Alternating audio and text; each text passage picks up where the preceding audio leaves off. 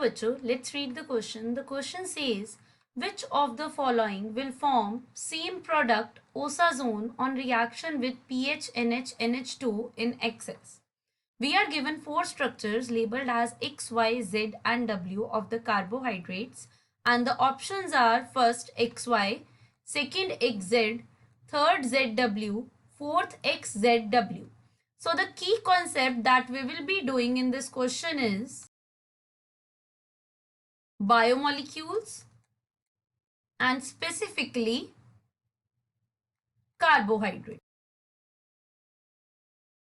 So बच्चों, इस question में हमें बोला गया है कि हमें पीएच NH2 से एक्सेस में देके रिएक्शन करना है विद द फॉलोइंग कार्बोहाइड्रेट्स. जितने भी हमारे कार्बोहाइड्रेट्स यहाँ पे गिवन है, इन सब में एल्डिहाइड या हमारे पास कीटोन ग्रुप है.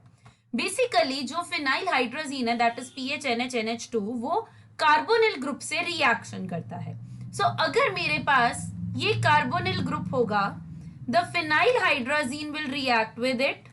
This is the structure of phenyl hydrazine that is also given in the question.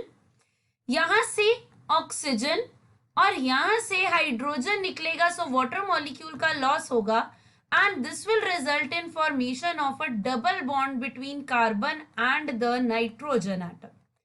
So हमारे पास ये स्ट्रक्चर बनती है. अब हम देखते हैं कि हमारा जो X कंपाउंड है वो फिनाइल हाइड्राजीन के साथ कैसे रिएक्शन शो करता है. So here I will draw the structure of X molecule. This is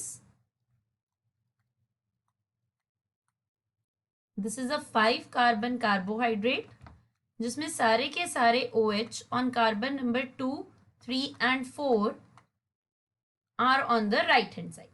अगर हम इसका रिएक्शन करते हैं with phenyl hydrazine that is NH2, NH and PH. Because हमने यहाँ पे फिनाइल हाइड्रोजीन एक्सेस में प्रोवाइड किया, that is also given in the question. So that is why हमारे जो दोनों कार्बन है that is carbon number 1 and carbon number 2, इन दोनों पर ही फिनाइल हाइड्राजोन की फॉर्मेशन होगी. फिनाइल हाइड्राजोन की फॉर्मेशन कार्बन नंबर 2 पे क्यों हो रही है? कार्बन नंबर 2 पे तो डबल बॉन्ड ओ नहीं है. कार्बन नंबर 2 पे इसलिए हो रही है बिकॉज हमारे पास एक इंटरमीडिएट बनता है इनोल फॉर्म. सो उसके कारण थोड़े टाइम के लिए कार्बन नंबर 2 पर भी डबल बॉन्ड ओ वाला कैरेक्टर आ जाता है. सो that is why carbon 1 and 2 दोनों ही हाइड्राजोन का प्रोडक्ट देंगे. सो हमारे पास जो स्ट्रक्चर बनेगी दैट विल बी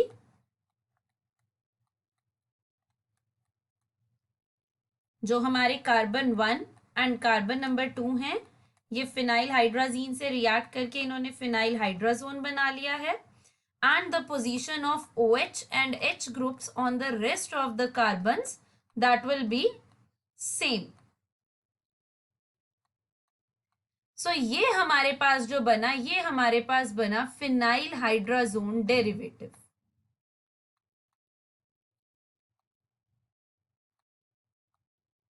अब अगर हम यहां पर देखें, बेसिकली कार्बन 1 और 2 सारे ही स्ट्रक्चर्स के इन्वॉल्व हो जाएंगे in the formation of hydrazone.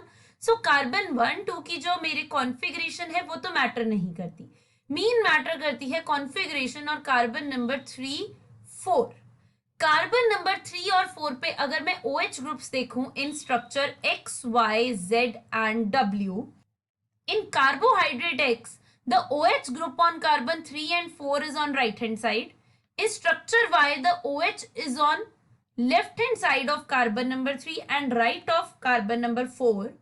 In structure Z, OH is on left hand side of both carbon 3 and 4. In structure W also OH is on right hand side of both carbon 3 and 4. So because X, Z और W में carbon 3 और 4 पे जो OH की position है that is same. सो हमारे पास जो hydrazone का प्रोडक्ट बनेगा that will be same in the case of X, Z and W. So the correct answer to the question is option number 4, X, Z and W. I hope you all understood the question. Thank you. All the best.